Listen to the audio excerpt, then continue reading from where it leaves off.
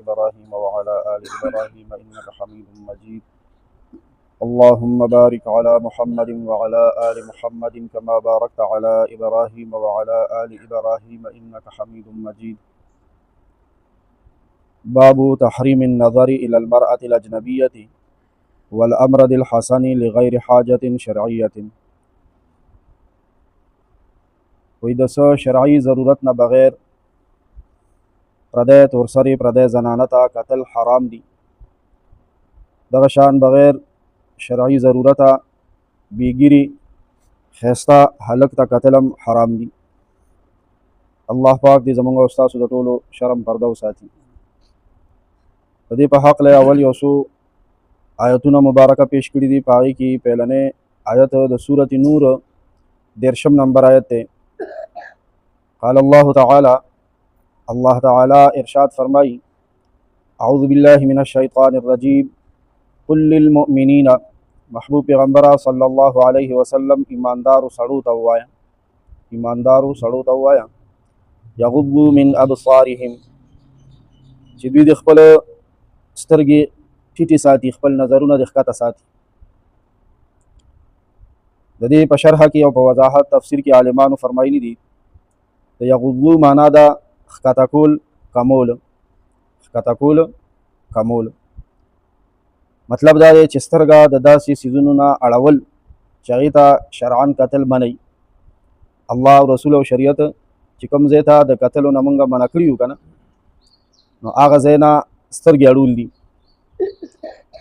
بیا مفسرینو لیکلي دي د قرآن شریف عالمانو، وایي دې آیت نه معلومه دا شوه چې په یو پردی تورسري باندې قصدن نظر ورغورځول حرام دي. حرام دغه شان د یو نارینه سطر ته کتل هم ناجایز او حرام دي. دا کبډی کې د هاکی کې د والیبال کې د لوبو کې نارینه وي او هغې لنډ جنګي اچوي چې پتون او ګوډه ښکاري. د نارینه سطر دا اهمه مسله ده د حلال او د حرام. د نارینه سطر د نوم نه واله تر ګوډې پورې دی. شریعت وایي دې ځای ته به یو سړی یو نارینه چې ضرورت نی په خپله به هم ځان ته نه ګوري، ځان ته کتل هم څه دي حرام دي. د نوم نه واله تر ګوډې پورې د نارینه ځان ته کتل هم څه دي حرام دي. بیا د بل ته کتل خاص هم حرام دي. دا سطر دا چې پټ وي مونځ هم کولی شي. د مونځ مسله دا ده مونږ ویلي دي که نه چې مانځه کې څو فرض دي، هغې کې یو دا دی چې سطر پټول. د نارینه سطر د نوم نه واله تر ګوډې پورې دی چې د سره د ضرورت په وخت کې دومره کپړه وي چې بس دی پې دم رضان پټولی شي د نوم نه واله تر ګوډې پورې. که نور وجود د ګوډو نه ښکته پنډی خپې دی کولوم وي او د نوم نه بره سینه ملا اوږې لاسونه سر دا کولوم وي، خو د ضرورت په وخت کې بیا یې مونځ کېږي، جایز دی. بهرحال دې ځای کې دا خبره روانه ده دې باب کې پردی تورسرې ته قتل حرام دي او بیګیري ښایسته هلکانو ته قتل حرام دي. دې کې عالمانو دا خبره دا مسله هم ذکر کړې ده چې څوک د چا کور ته ګوري، خامخا کور کې خو تورسري په سوري کې د ور په سوري کې د دیوال په سوري کې د چت نه پردو کورونو ته ګوري، دا قتل هم حرام دي. او هغه ټول کارونه چې کومو کې شریعت سترګه استعمالول حرام کړي دي هغې ته قتل ناجایز دي. وایي کوم کس چې د خپلو سترګو حفاظت نه کوي د نظر، الله تعالی به دته په دنیا کې د ایمان لذت نه نصیب کوي. علامه ابن کثیر رحمه الله د نبی کریم صلی الله علیه وسلم دا حدیث ارشاد نقل کړی دی. نبی علیہ السلام فرمایي النظر سهم من سهام ابلیس مسموم، نظر یو زهریلا شیطانی غشی دی د ابلیس د غشو نه.